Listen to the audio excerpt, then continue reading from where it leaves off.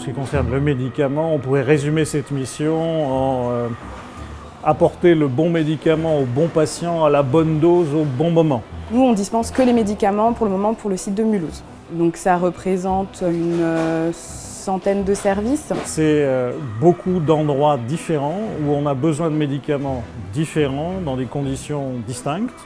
Une réanimation ne s'approvisionne pas de la même manière qu'un service de soins de suite et de réadaptation, n'a pas les mêmes besoins. Un antidote doit être disponible immédiatement. Une gélule de Dafalgan est nécessaire, mais peut parfois attendre une petite heure. La caractéristique du robot, c'est que c'est rangé de façon complètement aléatoire. Et après, c'est juste un système d'algorithme. Lorsqu'on fait une demande, il va rechercher ce data matrix et il le récupère. Et donc le bras a un système de ventouse et va venir aspirer la boîte et ensuite la prendre entre ses deux pinces. Et après, il l'amène au niveau des sorties. Et ensuite, ça passe sur les convoyeurs, les tapis roulants pour arriver jusqu'aux caisses. Ça permet d'avoir 18 000 références dans chaque robot. Donc là, on est dans un des robots. Il y a le même exactement de l'autre côté. Dans le robot, on a pu mettre 70% de nos spécialités qui peuvent être stockées à température ambiante.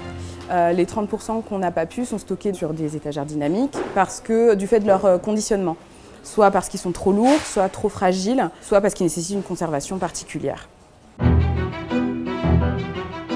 Les avantages du robot, ça nous a surtout permis un gain au niveau de la sécurisation, avec des erreurs qualitatives quasiment nulles.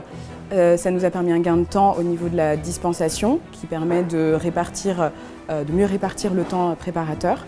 Un gain au niveau de la traçabilité, puisque du coup toutes les boîtes sont tracées et on peut retrouver en temps réel quel lot est dans l'automate. Auparavant, il aurait fallu que je mette 10 personnes pendant 2 jours pour relever ne serait-ce qu'une partie des numéros de lot de tous les médicaments qu'on recevait. Ne serait-ce qu'une partie. Le fait que tout soit piloté par le robot, ça impose une demande informatique qui est traitée du coup plus rapidement et qui nous permet aussi d'avoir plus facilement un lien avec la prescription quand les services sont informatisés.